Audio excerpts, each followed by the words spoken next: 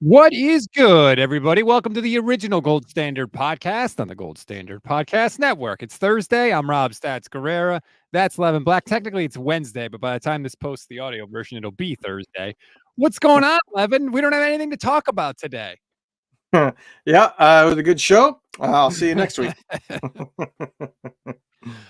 So, this happened just a little while ago before we hit record. First of all, I woke up this morning. I checked my phone. It was like, 3:15 a.m. Eric Kendricks agrees with the 49ers. That's a great signing for them. Veteran guy, linebacker, perfect bridge to when Dre Greenlaw gets healthy. I come downstairs to my studio to prepare for this show, and what do I see? I get a text from Michelle, actually. She was like, man, that Eric Kendricks signing was good, too. I was like, yeah, I think it's going to be a good deal. She's like, no, he's going to the Cowboys. I was like, what? Here we go. The latest reminder that nothing's official until it's official, Levin. Eric Kendricks says, no, thank you, 49ers. I'm going to reunite with my old coach and Mike Zimmer with the Cowboys. How do you feel about this? Conflicted. Because on one hand, if I'm in the player's shoes, I can understand to a degree. If the Cowboys offered even $500,000, that's $500,000 real dollars that he would be, turning down, even though nothing's official. If the Cowboys are offering a true starting gig, once again, like that's a real incentive for him to back out, so to speak, with the 49ers. On the other hand, if you give your word, you kind of have to follow through. So I'm conflicted because those two things contradict each other, and that you can't uphold to both of them. So I don't know what I would do in that situation. I mean, if I had he's made a good bit of money because he's had a couple bigger contracts. Say $30 million in my career, I'm set for life. I have $10 million in the bank, and somebody says, "Hey, we can offer you more playing time and an extra $500,000 on your 1-year deal." Would I say, okay, well, that sucks for the team that I had already given my word to, but they'll survive? Probably. No state being income honest. tax in Texas, too. Yeah, That's the I'm thing. being honest, I probably would do that myself, unless I was like, I think it changes. If I was somebody that had, $100 million earned in my career, money no longer matters to me. You know what I mean? I would I don't say know. this. I understand why Niners fans are mad because he's a good Yeah. player and he would have fit nicely. But I also think that he didn't do anything wrong. It's within his right to change his mind until it's signed. It's not done. He could be on his way to the facility to sign the contract. And if he changes his mind before he puts pen to paper, that's the business that you're in. That's not just the NFL, by the way. That's life, right? That is life. So I get why you're mad, but I don't know the details. Maybe Dallas swooped in late. I have no idea, but I'm not going to get mad at Eric Kendricks. Players got to do this is where they're going to work. This is where they're going to live. We don't know how conflicted he was when he originally agreed to the deal with the 49ers. I can't fault him. It's frustrating, but I'm not going to get mad at him. I mean, you have to wonder. I mean, he is, it's actually not official yet, but he will be the first Cowboys free agent signing. This is the first one to be thrown out there. So you do have to wonder if the Cowboys are basically sitting back, not doing much. They were saying, hey, we're going to find somebody that is good enough that doesn't get the contracts they want, and we'll get them in a week. That could have been the Cowboys' stance. Now, Mike Zimmer is their DC. He has history with Eric Kendricks from Minnesota. I do wonder if he reached out and was like, well, what are you getting? And maybe it's only like 4 or 5 million. And he went to Jerry Jones and said, this is ridiculous. Go get me my guy. This is why I'm here. I'm telling you, give him an extra 500,000. And so then they were able to basically do a bidding war without the other side knowing there is a bidding war. Like, I do wonder if something like that happened, something along those lines, to where the Cowboys weren't engaging with anybody. And then they found out how cheap it was going to be and said, hold on, we'll up that. Diego Figueroa says the deal was announced way early in the morning, right? Maybe he was still sleepy and confused. That's funny. Look, I can't get mad at him. It's frustrating. I'm interested to see how the 49ers respond to this because, like, from their point of view, it was like, okay, we're restocking the defensive line. Check. We need a linebacker. We got Eric Kendricks. Check. Okay, now let's move on to the next thing. And they may have had a couple dominoes, ready to fall. And now not. Now they have to go back. Now they have to come up with a plan B. Obviously, a couple other people have come off the board since then that maybe they could have been in on, but they weren't because they thought this thing with Kendricks was done. So I don't know what they pivot to. Obviously, we know they need another linebacker. They clearly didn't feel comfortable enough with Jalen Graham and with D Winters. So I don't know. I don't know what they're going to do now. It'd be interesting. I don't know who to hope for. There are a few out there that I'd be like, okay, I'm okay with it. It's important, but it's not like we have to fill it. This is a glaring need type of position, right? It's the third linebacker in a defense that plays a lot with two linebackers. But it's probably going to be the second linebacker for the early part of the year. Yeah, but it's not like you have to get a real solid guy. You have to have somebody that can at least not be a complete and utter liability. And by the way, they played the Super Bowl with somebody like that and did okay as a defense. They faltered at the end, but Oren Burks was god awful in that second half once Greenlaw went down. So it's hard to be worse than what we saw in that Super Bowl. I would say where I'm at with it is I just don't want him brought back. Don't bring the same thing back because you saw how that worked and it didn't. Right. And I mean, the 49ers are not bringing the same thing back. They are not running this thing back. I mean, whether it's Yetur Gross-Matos or Malik Collins or Leonard Floyd or Jordan Elliott, which was maybe my most fun part of free agency, was seeing Jordan Elliott write up the story about the Niners getting Jordan Elliott. That was like my favorite thing ever. But the Niners are, they're not running it back. They are swapping out the defensive line. And I think it was the smart thing to do. I think they couldn't just try to bring back Chase Young and keep the group together. You got to evolve. You got to grow and you have to change. And the 49ers are doing that. Yeah, I mean, there's obviously some things that need to be addressed still. And hopefully that comes early in the draft, mainly the offensive line. I do want to take issue with, I listened to the first part of your Grant Cohn show today. Oh, good. And he was talking about how it's ridiculous that they're basically blaming the whole defense, and he's using that by saying they're rebuilding the whole defense. 2 starters is rebuilding the whole defense. I don't understand that. And he's not the only one that has gone out there and said, oh, they must have really not liked the defense. They're completely changing it. No, I'm sorry. Getting a defensive tackle and the defensive end is not completely changing it. The secondary is unchanged. Now, they probably bring in somebody for the nickel, but you got the same Lenore, Ward, Huff will be back. You're going to have Jair Brown. The linebackers are Greenlaw and Warner. Once Greenlaw is back, which could be at the start of the season, you still have Bosa. You still have Hargrave. The defense is not completely rebuilt. What are you talking about? They literally said, hey, we're going to move on from Armstead because we can't trust that he will be healthy because he could flare up at any time, playoffs or not. And we're going to try to build that depth again. They're bringing back Kevin Givens. They brought in 2 other defensive tackles. They've brought in 2 edge rushers. They're basically saying, look, we're going to get starters that are good. We're not going to pay the premium price, but we're going to get guys that are good starters, and we're going to have that crazy depth that we had in years before. That's not a massive change. That's just a tweak.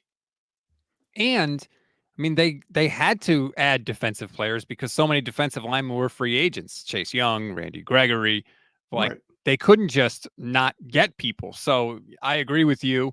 I don't think it's just blaming the defense. I think, and I said this to Grant during the show, it's like, what are you changing on offense? Debo, Aiyuk, they're there. Kittle's there. McCaffrey's there. Purdy's there. Trent Williams is there. The only thing you could change is a couple offensive linemen on the right side, which I think they're going to do in the draft. I think they are going to take some offensive linemen in the draft. So, of course, you're going to have more changes on defense because your offense is set. I think this is what their plan is for the offensive line. I think they want to bring back Feliciano, and if he needs to start, they will do it. What they plan to do, I think, is draft a tackle in the first round. As long as he's not a complete bust to where it's obvious in training camp this guy is not ready to be a starter, he will start at tackle, and they'll have McKivitz move over to the guard spot, and they'll try to play him at guard. If that guy that they draft early, or maybe every single tackle goes before they can get to him and they don't have anybody graded high enough that they think can be a day one starter, they will have Feliciano at guard and McKivitz at tackle again and try to develop somebody in the second and third round. That's what I think they're planning on doing on the offensive line. I'm a little worried about it, but at the same time, it is a crazy good tackle draft. So I can understand the logic there. Yeah, I do feel like you're right. I feel like suddenly re-signing John Feliciano is a lot more important than maybe we thought it was. I think they want him back.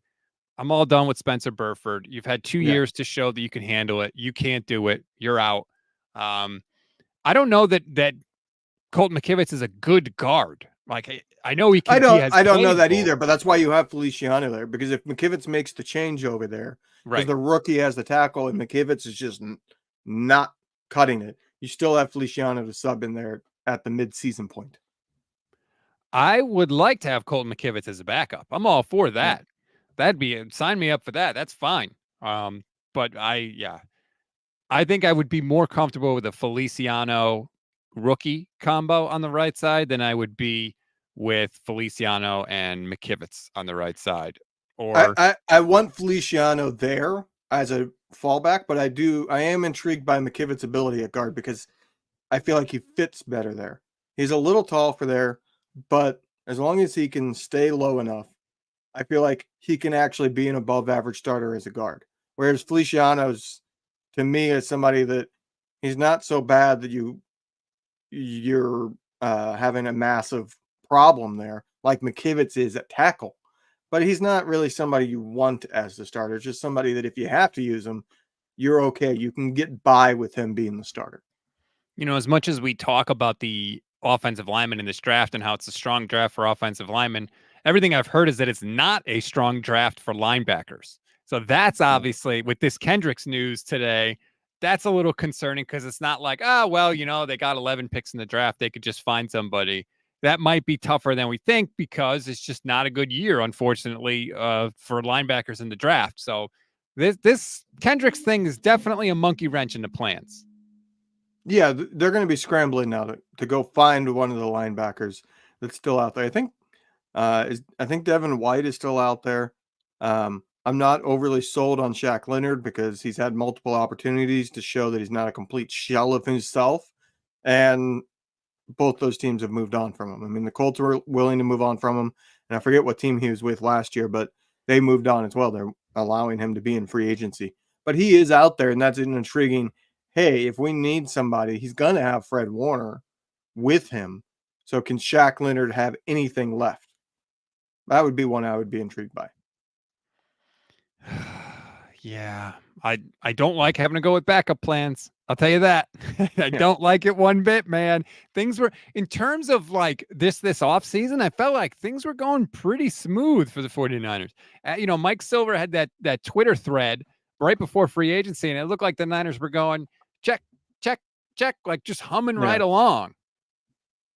Yeah, I feel like they didn't make anything that was like, oh wow, but they made logical decisions that as long as they got the tackle in the draft, you know, you would say, hey, they did everything. It was just you're going into the draft with we have to get this position, and that's a dangerous spot to be in when you're drafting 31st. If you're drafting top 5, even top 10, you can deal with, hey, we have to get this position because there's going to be 2 or 3 guys that are worthy of being day one starters. But at 31, there's no guarantee anything is there for you. You know, the former Super Bowl champion head coach of the Ravens, Brian Billick, once said, need is a terrible evaluator. Drafting for need can lead you down some scary paths. John Lynch said it at the combine, you know, we just like to draft good players. I feel like that is it's hard enough to get good players in the draft as it is, right? Even just evaluating these guys, it's difficult to do. Even the best teams miss on a bunch of guys, miss on first round picks. If you were suddenly trimming it down from that field and just going by need, now you're really narrowing your chances to be correct in what is already a very difficult enterprise. Yeah, and that's why it's a dangerous strategy, but at the same time, I don't feel like they have the cap space to be able to address every need that they they needed to. Now, could they have said, look, we're going to just go with depth at defensive tackle and maybe use a second or third round pick to help us out there? You know what I mean? They could have gone like a cheaper route than trading for it's not Mekhi Jenkins. It's what's the name of the defensive tackle that he's got from Houston? Malik Collins. Malik Collins. Thank you. Like that's a bigger hit. You know, you're giving up a draft pick, which is only a 7th round pick, but he has, I think, an $8 million salary, plus he has up to $500,000 in roster bonuses throughout the season, paid at $29,000 per game. So it's a bigger hit. You could have gone out and said, look, we're going to bring in, you know, somebody for $5-6 million that can play in a rotation. We're going to bring back Givens, and we're going to draft somebody. And between the three of them, you can rotate and be good enough at that other defensive tackle position. And then that would have allowed them to spend money maybe on an offensive lineman. But they couldn't have done all three. They couldn't have go out, address the defensive tackle position, go out, address the edge rusher, go out and address the offensive line. They don't have the cap space to be able to do that. Sorry, I'm just seeing the Broncos officially released Russell Wilson with a post-June 1st designation. The Malik Collins thing kind of shocked me, kind of came out of nowhere. Like I didn't hear anything about that. And then bam, it came in. He originally was with the Cowboys. I've been texting with some Cowboys people I know. They have nothing but nice things to say about him. We know he can play in the DeMeco Ryans scheme. And I'm actually seeing an article from Matt Barrows now that said originally the plan was for the Niners to trade Eric Armstead to the Texans for Malik Collins, but that fell apart when the Texans got Danielle Hunter. So then it ended up just being the trade. But either way, the Malik Collins thing seems like a good player. Seems like he could produce I don't want to say a fraction, just a percentage of what Eric Armstead produced. He's 2 years younger. He's a lot more reliable, and he's cheaper. That's a pretty good combination if you're the 49ers. I think he'll be a better pass rusher. He'll be worse against the run. Armstead is one of those people that certain people love him. Does he win his matchups? Yeah. But does he win his matchups fast enough to actually get the dang sack? No. He wins his matchup fast enough to get a hurry, to get a pressure. And Jenkins is more, not Jenkins. I got Jenkins stuck in my head. Collins is more like you've seen the highlights, I'm sure, today. He has a spin move. There's matchups where he's beating double teams and being in the backfield as the running back is getting the ball. He's more of a big play guy. You know, Armstead doesn't have too many bad reps where he just got whooped. Collins does, but he has more of the flash. And I feel like what they came out to do is, hey, when the other team needs to pass, we want them to not have any time. We want to get back to having that great pass rush. Right. And if they can run on us, so be it. We're going to trust that we can get the lead in games. And that's where I think Collins really will be able to shine. Him and Hargrave on pass rushing downs from the interior, that's nightmare for an interior offensive line because both of them can go so quick at the snap. They have been chasing what I think is the 2019 defensive line since then. They really have never been able to get a speed guy. I know. I'm sorry. I'll let you talk because I've been talking a lot, but I don't understand that. Like people keep saying that. Okay, the reason why that one was so deadly is because they had D Ford, who is a crazy speed pass rusher, opposite of a technical savant in Nick Bosa. They keep not going for the speed guys. I mean, there are not a lot of D Ford level speed guys out there, but I mean, I will say, while I think the Leonard Floyd move is good, he's not a speed guy. He's more of a beat you with effort kind of a guy. Now, it's consistent effort, and he never misses a game, and he brings it every single down, which is great, but that's not the same as having D Ford and Nick Bosa literally shove both tackles back and pin them into the quarterback like we saw in 2019. Right. I mean, I don't know if you saw the snap count of Leonard Floyd last year. He's basically a pass rushing specialist at this point in his career. Like he only had a little bit more snaps than what D Ford had in that 2019 season when he only played 31% of the snaps. So you're not getting an every down guy out of Leonard Floyd. Yeah, he should be a pretty darn good pass rusher though. Floyd played 933 snaps for the Rams in 2022. Last year for the Bills, he played 577. Yeah. So that is obviously way, way less. But that's fun. Like, look, use him according to his strengths, right? Put him in a position to do what he does well. If what he does well is rush the passer, then that's what you can reasonably expect him to do. You can't now all of a sudden reasonably say, well, you got to play all three downs and you got to be good. Like, no, that's not what he is at this point in his career. It's just not. But he has proven that he can still get to the quarterback. He's one of 3 guys in the entire NFL that have had at least 9 sacks for 4 straight seasons. There are only 3. It's him, Hassan Reddick, and Myles Garrett, and that's it. It's not Nick Bosa. It's not TJ Watt. It's not any other pass rusher you want to throw out there.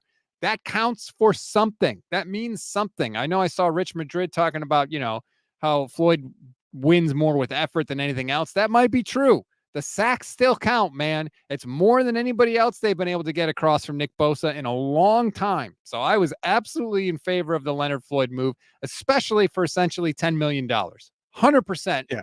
Great move by the 49ers. That's the key there. I'm okay with it with the price point. If you're pushing 15 plus, I would have been criticizing a lot harder. I'm not the biggest Floyd fan. That stat that you threw out has been thrown out by a lot of people. Oh, he's one of 4 people to have 9+ sacks. Yeah, 9+ sacks is nothing to sneeze at. That's just because so many other guys have had at least one season where they missed 4 or 5 games in the last 4. Now you can say consistency and you can count on them, but injuries come at any time. Like, that's not something that I'm going to start. I'm not signing a guy that's 32 saying, "Oh, I know I can count him for 17 games." That's a mistake. You don't guarantee, you don't sign somebody because you go, well, he never gets hurt, because injuries can happen at any time, especially as you're getting older. So I don't really care for that. 9 sacks is, yeah, you're good. You're not great. So it's nothing. It doesn't move the needle for me at all. I don't care for that stat at all. I do, because it's better than what they got from Samson Ebukam and Chase Young and Randy Gregory and all the other people they tried to put across from Nick Bosa. He's the best one. They did get double-digit sacks from Armstead one year. Yeah, 2019. He led the team in 2019. Yeah. But that's what I mean. Like, they have tried and tried and tried. And what have we said with every guy that's come in? And I've been number one guilty guy of it, right? Great. This guy's never going to get double teamed. Bosa's going to attract all the attention. He's going to get sacks just by being in the right place at the right time. No, that is not what has happened. What has happened is a lot of 4.5, 5, 6 sack seasons. Well, we're going to get better with that with Leonard Floyd. As long as he does what he has been doing, that's what we're going to get, a much better season than that out of him, which I'm all for, man. 1 sack in the Super Bowl could have been the difference between a championship and not winning. Stop talking about the Super Bowl, please. I'm just saying, man. I know, but the key difference here is, in the past, Niners have signed or brought in guys that, well, because of Nick Bosa, now they'll suddenly produce. They were guys that got 4 or 5 sacks previously, and they're counting on that going up because he's got Nick Bosa all of a sudden as a pass rushing tandem to go with. And instead, this time they're getting a guy that, hey, he is good. Maybe he can pop off and have a great season because of Nick Bosa. But even if he's just what he was and there is no improvement there, he's still better. That's the difference. Like, they were projecting before, hey, this guy will be what we want. Not that he has been what we want, and maybe he hits a new level. They're not asking Leonard Floyd to do anything different than what he's been doing. You're not saying you need to take a jump. It's just keep doing what you're doing. And if he happens to make a jump, great. Then we're talking huge contributor, right? Because then we're talking like 11, 12, 13 type of sacks. Yeah. And then you really got something. And the other thing I read in this Barrows column, which I like, is that Leonard Floyd has a history of taking young defensive linemen under his wing, which obviously Drake Jackson is there. Robert Beal is there. I'm not saying he's going to turn them into Reggie White, but it couldn't hurt. It couldn't hurt, but that's also the type of thing of, where's that come from? Did his agent tell you that? I don't know. Ask Matt Barrows, man. What do you want from me? I know. I'm just saying, like, that's one of those things that it sounds nice, but what's the actual source on it? Because I seriously doubt you went and had the time to go talk to a whole bunch of his former coaches. Although one of his former coaches, if I'm not mistaken, is on the Niners coaching staff. It's Brandon Staley, who had him in Chicago and LA, and apparently is the source of this thing. Staley said he's got a way about him that people respond to within his own position group. Those guys, they look up to him, and he's just so consistent. We talk about Aaron Donald's consistency and how rare it is. Leonard, you can say the same thing about Leonard Williams. He's a professional and blah, blah, blah, blah, blah. So apparently it's Brandon Staley, which also begs the question, it seems like the Niners are going after some Staley guys. Yeah, it certainly seems like it's more of a Staley defense. I mean, Kendricks played for Staley with the Chargers, so that was the other one. Right, yeah. I mean, that's not Sorensen saying, go get me Kendricks. That's Staley saying, go get this guy who was my team captain last year. Oh, that one hurts. Not going to lie. That one does sting a little bit still, just because I don't know that the alternatives are that good. But I do wonder, Staley's going after his guys. And it made me think that, he's going to have, if he's got enough influence to where they start going after Staley guys, makes me think that he's primarily going to be focused on that side of the ball and not sort of a kind of a CEO helping everybody type of thing, which we don't know because we haven't heard from the Niners yet. We could at the league meetings in a couple of weeks. I mean, I wouldn't be shocked if at some point during the season, Staley takes over defensive play calling.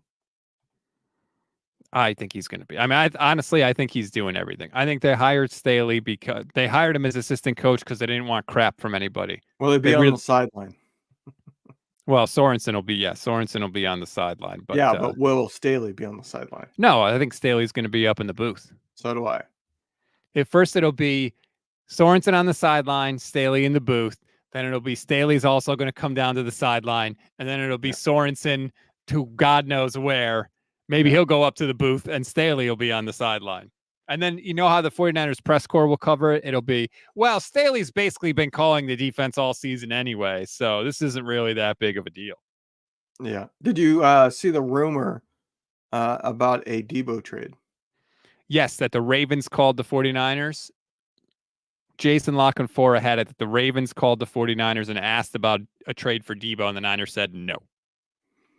I heard, I think, now I'm questioning myself on my memory because I just saw there was a rumor put out that there was discussing a Debo for Brian Burns trade, and it didn't work out. Oh, I wouldn't be shocked if that happened. Yeah, the Niners were engaged, at least at some point, in a trade that would have sent Debo there in exchange for Brian Burns. Oh, God, I would have done that in a second. Absolutely. And I don't blame the 49ers for trying that at all. Good. That's what they should do. That's what I mean. Take the big swings. I'm bummed that he's in the NFC still, but you can't win them all. Yeah, I don't get into that. You don't worry about, I might have to play this guy in the NFC playoffs rather than the Super Bowl. No, if you're going to win the Super Bowl, you're going to have to beat people regardless. I don't care. The only thing I wouldn't want to do is trade to a division rival who's close to your level, because winning your division is such a massive advantage. Yeah, I would much rather have to worry about maybe playing a guy in a Super Bowl than maybe playing him in my own conference. But regardless, it's one of those things. It's not. Would I prefer an AFC team? Yeah, but I'm not going to turn down a better offer just to get them, even if the offers are really close. I'm taking the better offer.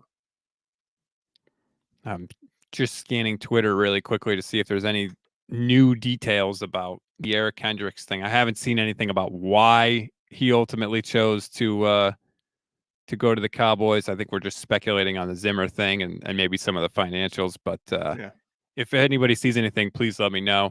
But I'm not shocked to see the Debo Samuel mentioned in trade talks. I'm still not convinced he will be here next year. Me either. Absolutely not. I think the team is open if the right thing comes. They're not going to, we got to get this guy moved. It's not that scenario. It's hey, we'll listen. And we may even contact some teams during the draft and say, hey, we're willing to do Debo in this trade. Joser says, I don't know if you can see my messages on YouTube, but what's your thoughts on Darnay Holmes? I have no thoughts on Darnay Holmes. Do you have any thoughts on Darnay Holmes? No, I'm not going to make up bullshit. You just wanted to swear, so I had to write it down, huh? No, I didn't even think about it, to be honest with you. It was an added benefit, though, wasn't it? Now it is, yeah, because you're whining about it. Fish and Chip says, remember last draft, Lance and BA were dangled like a carrot on day one. Nobody bit.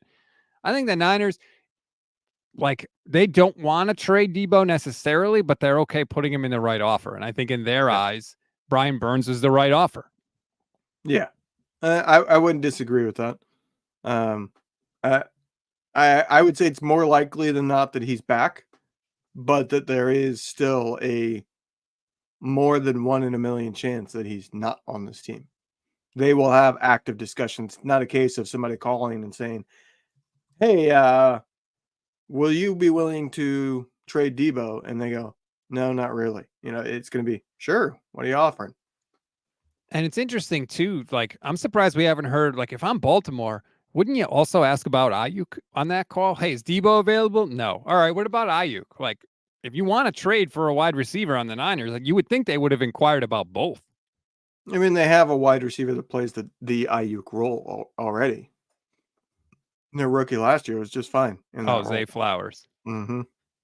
So they would be a bit redundant. I mean, I don't know. I'd rather have two good receivers. Well, to an extent, yeah. But I think they're looking for I think their thought, if they actually pursued that, was, hey, we're going to be able to now create like a power thing. We're going to have Derrick Henry. We're going to obviously run with Lamar Jackson. And now we got Debo. Good luck stopping us. We're going to just hit you in the mouth. Can you imagine that freakish? Like, oh my God. No, thank you. As it is, they have they still have Lamar, they still have Henry, and they still have the running back whose name is now escaping me. It's not Kyron Williams, it's the other guy. Keaton Mitchell? I think that's his name. The speed guy that got hurt. Yeah, who got hurt, but like, holy crap, they are still putting together just a nightmare for teams. Adding Debo to that would have been pretty awesome. Yeah. Like, not gonna lie, that would have been pretty good if you're a Ravens fan. Yeah, the Ravens defense has taken a really big hit this offseason. Their offense, I think, got better. So that's a scary thought. Great one. 765 says, I think Debo fits Baltimore's play style more. Yeah. I would agree with that. Wouldn't that be funny after Debo changes his number and goes through that whole thing and then he's not even on the 49ers?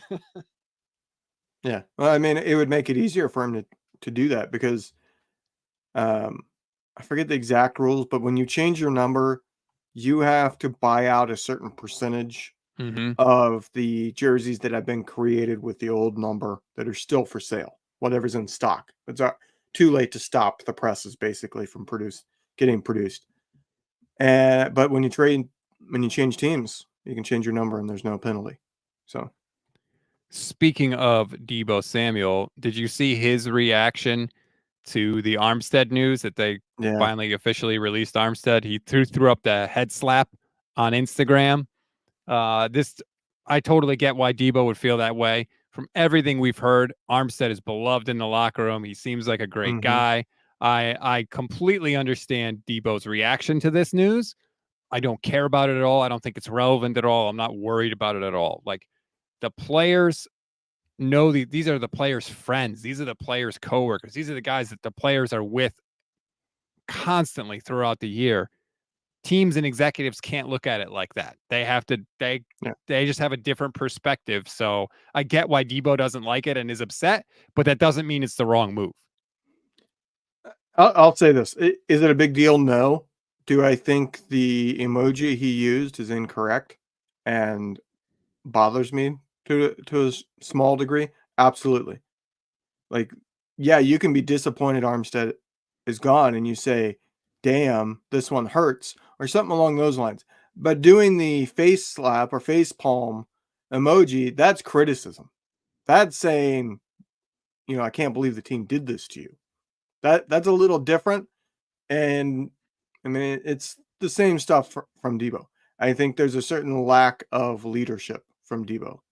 He's a leader on the field because of his attitude. He's an example on the field, but this whole offseason when he starts talking crap basically about the team every year. He starts saying things that are like, boy, I wish he didn't say that. And this is just the latest example. You have more of a bugaboo with Debo about that than I do. I think it's okay for guys to criticize the team, but I think that people sometimes have this idea that like, oh, a player said this, so that means they're right because they're a player and they know. Like, no, that's not how it works either. Just because a player says something that, backs up your opinion doesn't automatically make you right. It doesn't automatically make you wrong. It's just, I'm fine with it. I think the Niners did the right thing by releasing Eric Armstead. Absolutely. So let me just say, like, the benefit to that, yes, there is benefit this season. It's a post June 1st, they'll save 18 million. But they're also saving 15.5 million next year by doing this now. If he had stayed on the roster this season, they would have spent 18 million more on a salary cap hit this season and then still had a 15.5 million dead cap hit next season because of his void deals. Because he's being released now, all those void years where the prorated signing bonus was tacked on come and hit now. He'll be zero next year on the salary cap. And I think that is every bit as big as the 18 million they're saving this year. Because next year is when, you start to talk about Purdy and you have to really start to prep that offseason for Purdy. Not that I think they do the extension for Purdy next offseason, but they can't go out and sign free agents that are going to have big cap hits the following year because they know they're going to have to pay Purdy. D on X says, look at the emoji monitor. You're an emoji monitor, Levin. You don't like Debo's emojis. I don't. I in general, there is a certain aspect to, well, not certain.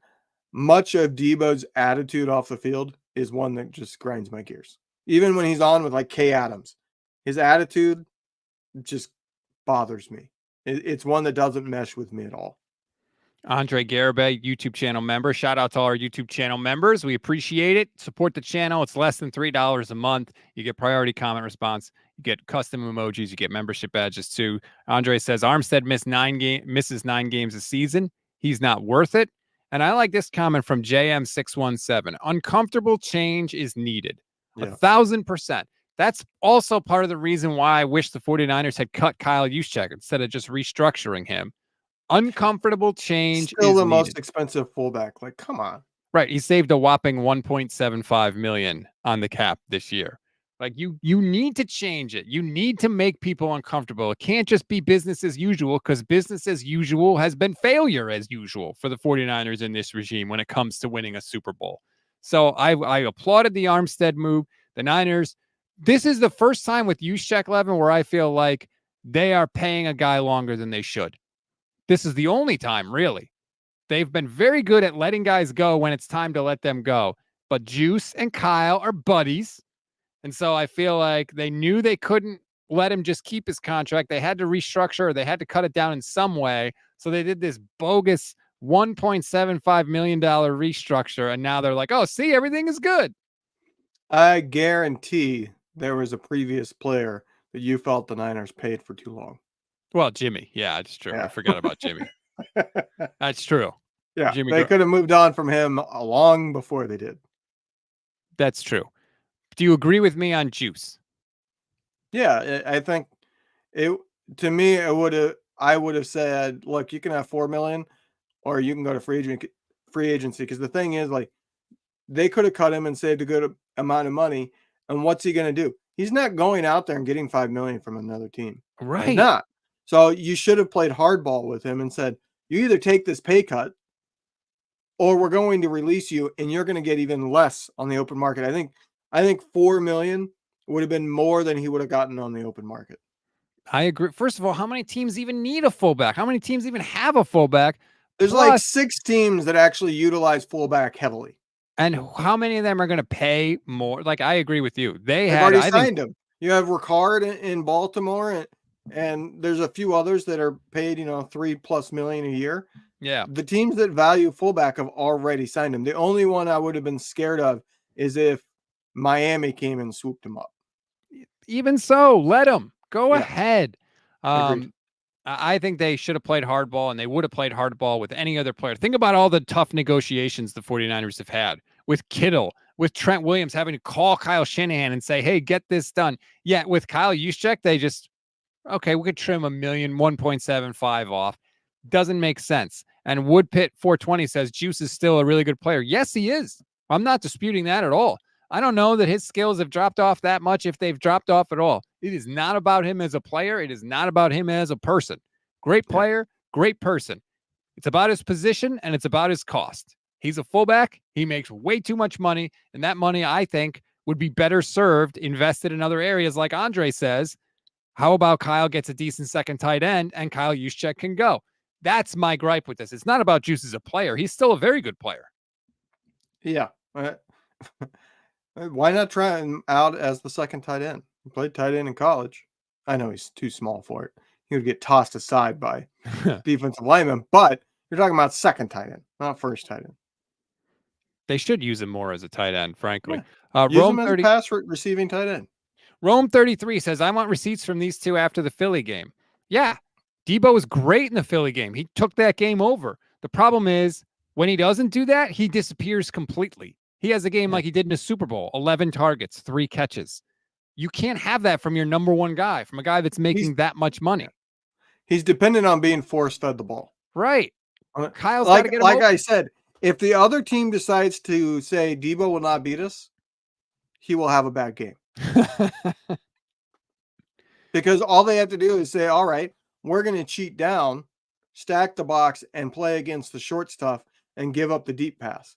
Because Debo can't get open on his own. So if you take away the slants and you take away the wide receiver screens by cheating down, he can't do anything because he can't win past 5 yards of the line of scrimmage. That's the limitation. That's why, to me, like I've been saying the last month, I feel like at this point, I wonder if he holds the offense back because he's become a crutch for Kyle Shanahan, because Kyle Shanahan has that ego thing of, I can get anybody the ball. I can get anybody open. So I'm just going to feed the guy who's the best with the ball in his hands in the league. And like, you can see the logic behind that, but because he builds a game plan around that and Debo can't get open on his own, if the other team comes out with a strategy of, we're going to let Aiyuk beat us and see if Shanahan actually goes to it, they're screwed because Shanahan doesn't. He doesn't make the adjustment fast enough. Oli Kiyu says, did we forget about Taco Charlton? Yes, I absolutely did. Full honesty there.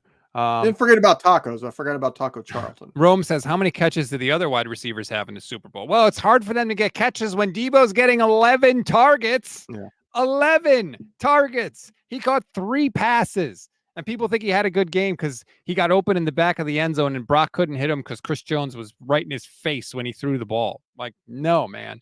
Debo's a great player. He can take over games. With the ball in his hands, he's arguably the most dangerous player in the entire NFL. But he can't get the ball in his hands unless Kyle spoon feeds it to him. And for what you're paying that guy, that's not enough. It's not enough for me. It's just not. No, I'm sorry. And people think I'm hating on him. I'm just not. He comes in out of shape like every other year. He's hurt a lot because of how physical he plays. And he can't get open against man coverage. Yet this is the guy that 49er fans are going to bat for, going balls to the wall for. That ain't me. Frisbee Life with the comment of the month. Rob didn't forget about taco. He forgets about tamales. Forget the tamales thing. So, it's never happening.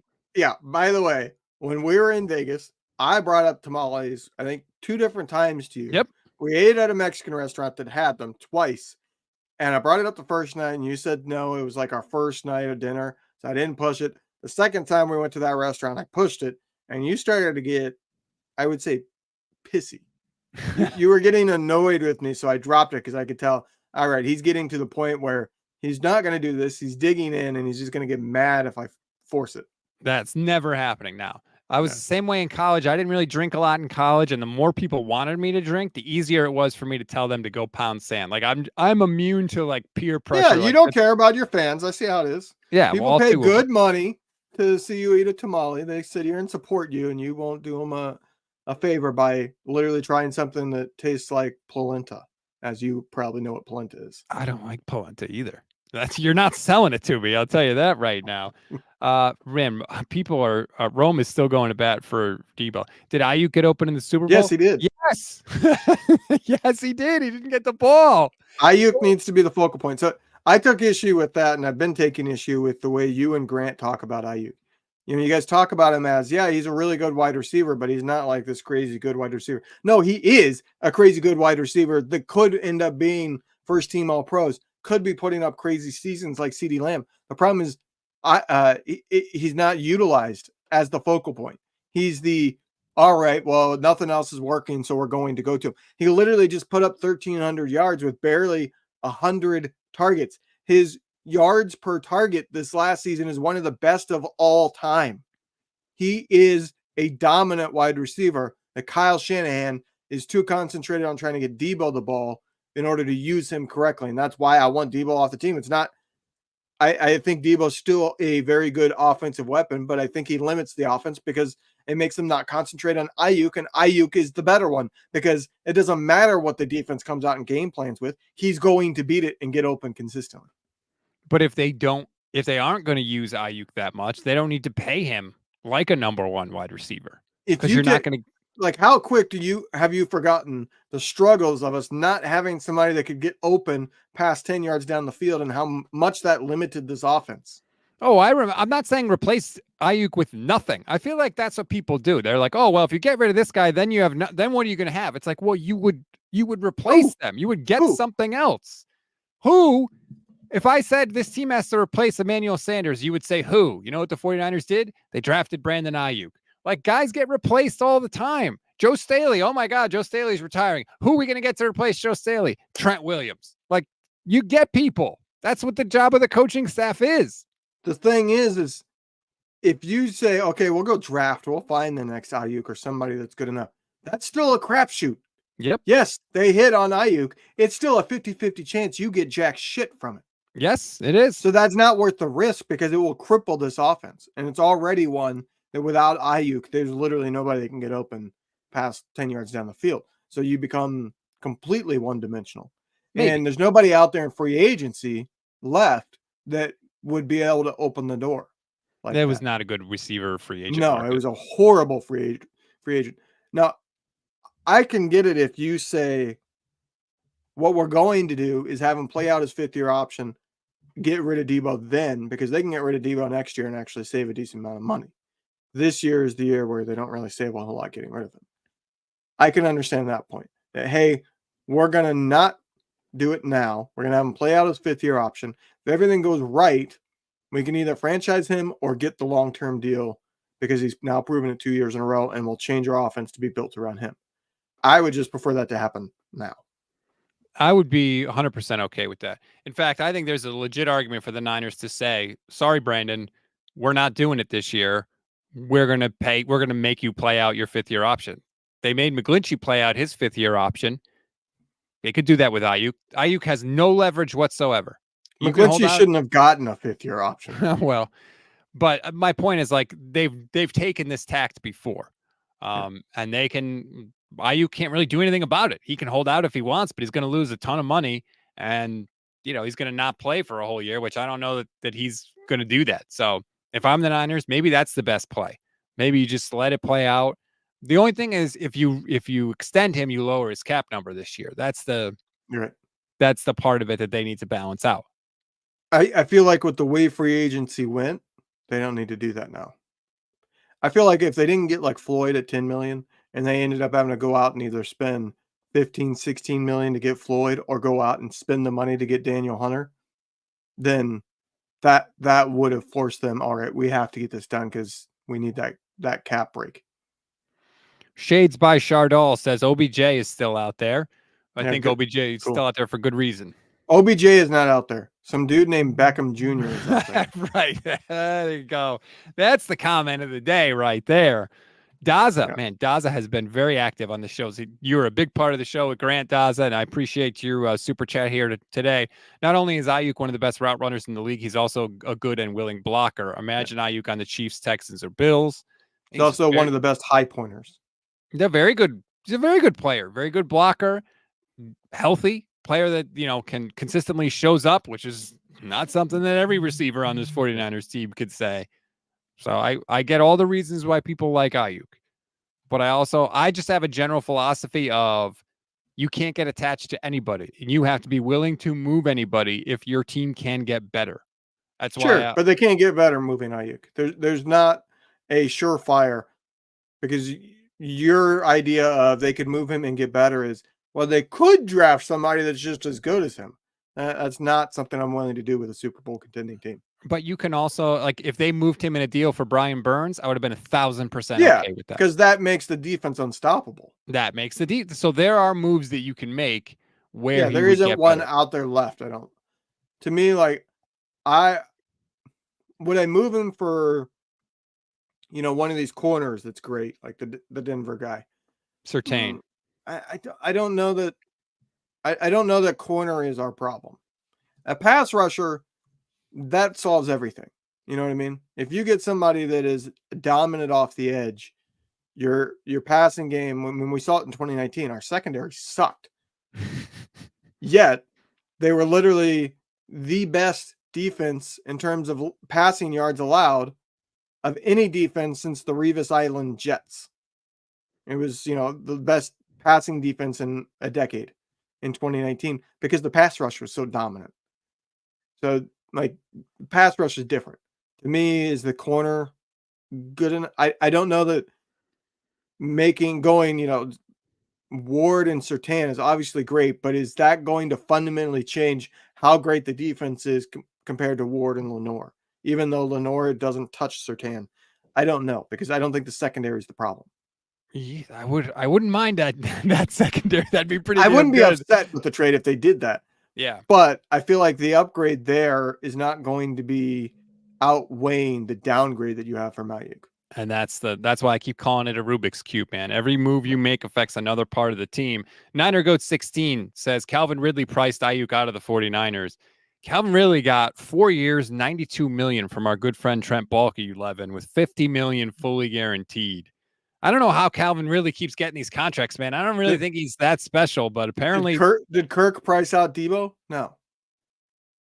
Like, Kirk got a similar deal that was way over what he should have gotten. It didn't price out. That's not going to fundamentally change. What changes a positions market is resetting the top of the market.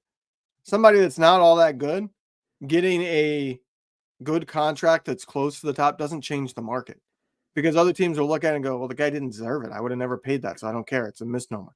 But somebody resetting that market, okay, now you've raised the bar for everybody else. Andre says it would be nice to have a young shutdown corner. Ambry Thomas is a problem. He is. I want to see them go out and get either a good nickel and let Lenoir be the outside. I did prefer, but now I don't think there's anybody out there. I would have loved to get Jalen Johnson, but it didn't truly make it to free agency, and have Lenoir be the nickel. Because I feel like when Lenoir became the nickel, he went to a new level. His physicality showed there. He was very good. I mean, he was good both spots, frankly. I think they're really lucky that they have Lenoir that can do either one, because that allows them to look at any corner now, right? In the draft, they could say, well, we think this guy is more of a nickel. Well, great. Then you move Lenoir back to the edge and you can put that guy in as a nickel. If you think it's the opposite, well, Lenoir can flex out and do the opposite. So that's definitely very helpful for them. Do you think that they are done making moves? Mike Silver tweeted out earlier today that they weren't done making moves, that the trade for Malik Collins was not like the move that he had been kind of teasing and talking about. We don't know. We don't know what's going to happen with Joey Bosa. The Chargers restructured Khalil Mack's deal. They released Mike Williams. So we don't know what's going to happen with Nick Bosa. He's due a roster bonus Joey Bosa, excuse me. He's due a roster bonus on Friday. So you would think the Chargers, if they want to move him, would do it before then so that they don't pay him that roster bonus, but we'll see. Yeah. So, I mean, at this point, I would be shocked if Joey Bosa happens. Yeah. Just because there's too much there already. You got Floyd, you got Nick, you got Collins, you got Hargrave, and you've already brought in depth behind them. Like, where is Joey Bosa? Joey Bosa is an every down defensive end when he's healthy, just like Nick. He doesn't have a weakness. He's great against the run, and he's a great pass rusher.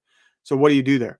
Do you go into pass rush downs where you say, all right, we'll shift Nick Bosa to the inside and have Joey and Floyd on the outsides, because the Bosas, both of them really are big enough to be able to come from the defensive tackle position in a pass rush situation. Run game, they would get worn down. But then you're taking Collins off the field. Well, Collins is a pass rushing defensive tackle. So like, I just don't see how that ever works out. Do I think they're done? I think there'll be some more signings, but I don't think there's anything big left. That's just, I don't have the inside sources of Silver, but I feel like the big move that Silver is still hinting at would have happened prior to this deadline that just passed. And I do wonder if it was a Joey Bosa where they were trying to work out a, restructure of his contract so that he was cheaper for them. Well, they could still do that now. Yeah, but now they have Floyd, and they just made the trade to Collins and other things. I just don't see them having the need for Bosa. I'm not even sure Bosa could hit free agency and call up the Niners and say, I'll come for $5 million. And the Niners say, okay. I'm not even sure that the Niners might be completely out of the defensive line game. Yeah, but if they wanted to do it, like, you're not going to let, Yetur Gross-Matos stop you from getting Joey Bosa. No offense to Yetur. I don't mean that as a slight to him. Like, I don't know. Silver's been pretty accurate so far. It's not been a good week for the Mike Silver doesn't know anything crowd. Yeah, that's true. Let's talk about what possibilities he could be. What are the big things that he could be hinting at? All right. It could be trading for a true offensive lineman, which I would say would have to be a tackle at this point. Right. Not a guard. Or it would have to be a Debo trade. Or it would have to be an Aiyuk trade. I would think those are the big ones. I guess potentially a corner trade, but I don't see any that are truly out there on the market that we know of. Now, they might be able to grab, like I heard mentioned on your show, one of the guys suggested Newsome. Like, maybe there is a corner out there that nobody knows is being shopped that is a true shutdown corner. Who knows? But those are the only possibilities. Like, corner, I doubt, but it's possible. An offensive tackle or one of the wide receivers is getting moved. I don't know why the Browns would want to move on from Greg Newsome, but I would if you had to trade Debo or Aiyuk to get Newsome, I would do it.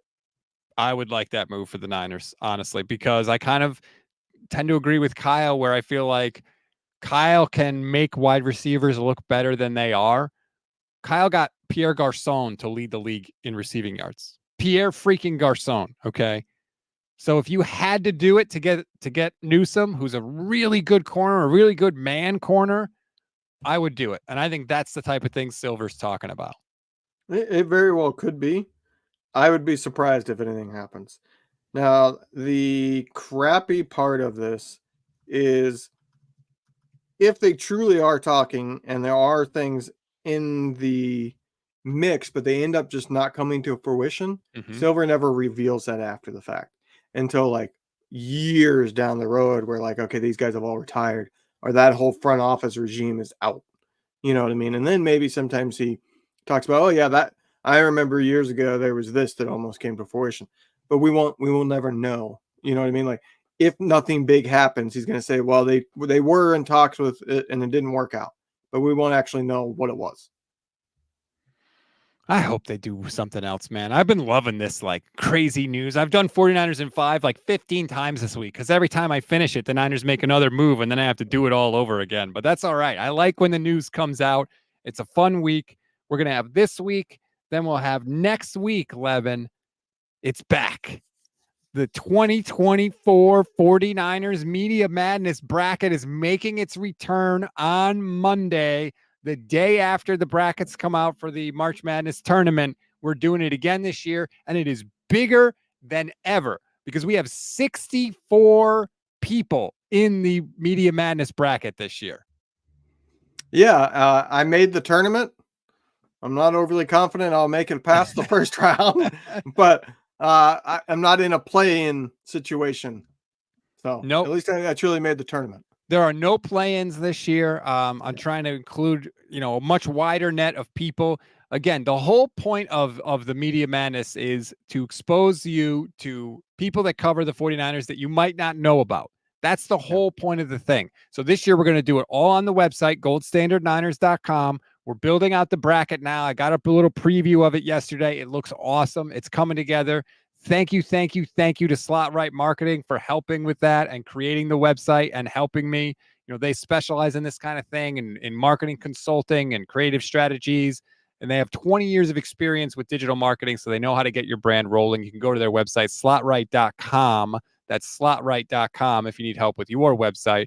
But we're hooking it up there. We're going to have pictures of everybody. If you click on their name, it'll take you to their Twitter profile so you can check out their tweets and where they cover the team from. So we're really hoping to, obviously get a lot of hits on the website, but also, expose people to hopefully some content creators or beat writers or whoever that you didn't know were out there. I'm not going to lie. I feel disconnected this year because last year, I was running, basically I created surveys inside Google Docs to do the voting. And so I was there, I was creating it and I could see it and was constantly looking at the results as it was coming in. This year, I pretty much said you're on your own, if I'm being honest. I've been so busy between my plant doing an expansion and end of school work for my MBA. I'm not gonna lie. I basically, I don't think I ghosted you because I did respond to stuff, but I basically had no time to help. Yes, I'm totally unimportant. That's what you're telling me. How long you been waiting to use that one? Too long, baby. You know which one I'm really depressed? I'm not going to get to use this one anymore. Yeah, man, he's a whole new Sam Darnold. Nice. Woo! Can you believe that fool got $10 million from the Vikings? $10 million? For what? For being an all-American looking dude who's supposed to be good. Right, for being the third he pick looks in that draft. The part. He just is not the part when the ball is snapped. He could throw he could throw a nice spiral. Give me a break. Fish and Chips, by the way, says Eric Crocker is the reigning champ, right? That is correct. He bulldozed his way through the tournament last year. It was a bloodbath. Eric Crocker was just taking out people left, right, and center. He's a heavy favorite this year for sure. We got some people in there, with some pretty strong fan bases. Larry Krueger is in there. Damon Bruce is in the tournament. You're in the tournament. So, yes, my awesome 2,100 followers on Twitter. Put it this way. With the numbers that we had last year in voting, I could have gotten every single one of my followers on Twitter to vote for me, and I would have still lost. Because most rounds were getting 6,000-7,000 votes total. By the way, if anybody local business out there that wants to sponsor the tournament, there's still an opportunity there. We're taking sponsors if you want to get your logo on the bracket. Got millions of clicks last year. I'm just saying. Diego Figueroa, YouTube channel member, says, I got Sour Death Sam as this year's dark horse winner. He was not in the tournament last year. Sour Death Sam is in the tournament, and I do think he's going to go far, Levin. I don't, but that's because I know what the bracket looks like, and if I'm not mistaken, he matches up with one of the heavyweights in the second round, assuming things go as expected. Yeah, we'll see. He's got somebody in the second round, like either Barrows or Mayoko or one of those. So I will reveal the bracket on Monday, but I didn't want to have too many really good people in any one region. So I put Barrows in one region, Kawakami's in another, Mayoko's in another, and I think Lombardi is in the fourth. I separated them all out so that no one region is too strong, but also because potentially you could have a final four of all those four people, and I think that'd be pretty good too. Yeah, but I mean, you did randomize after that. You just made sure the true heavyweights were not by random luck all grouped into the same side of the bracket. And then you randomized everything else. So the matchups are random. So you do have some oh, wow, those two people are facing off right away in the first round.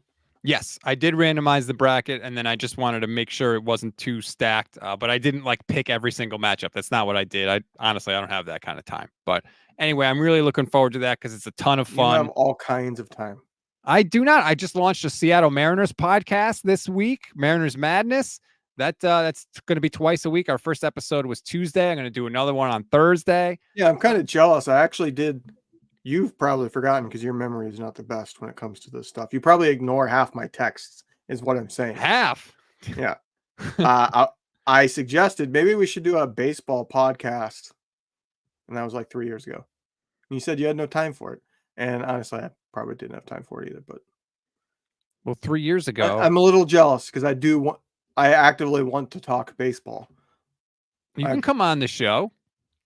I mean, I'll come on the show anytime you want me, but yeah, I would enjoy doing a baseball podcast. I need a producer, Rob. Do you know about the Mariners though? That's the problem. It's a I Mariners do. podcast. I just drafted Munoz as one of my closers. Munoz? Yep. Yeah, you can't be on the show. You don't even know his name. All right, that's it. Audition over. I said Munoz. His name is Munoz. Munoz, like that's saying the same thing. I don't think I don't so. have a Connecticut accent. Fish and Chip says, "Is Stats the Jimmy G of content creation? Doesn't acknowledge texts or phone calls." I read all the texts. I'll say that. I don't always acknowledge them. No, you're pretty good about responding, honestly. I mean, you did respond. I don't have time for it or something. I just gave you the flat no. Yeah, right you're away. like, I would love to, but we don't have time for it or something like that. Who was it? There is somebody that just doesn't respond to stuff. I can't remember. Oh, I know what it was. It's Michelle when it came to her fantasy basketball league that we did last season. She had never done fantasy basketball, and she's like, "Okay, let's do it." And then, like, it can't. She had a terrible team, and she stopped paying attention. That she was the commissioner. Imagine that. Imagine that. And she said she'll never do fantasy basketball again, and she hasn't. As far as She's I know. always giving me crap because I'm the commissioner in the league, and she doesn't like the way I run things. Interesting. She's dead to me, by the way. The league I was not invited to. Yes. Yes, one? that's exactly the one. You're too scared to have me in your family league. I know what it is.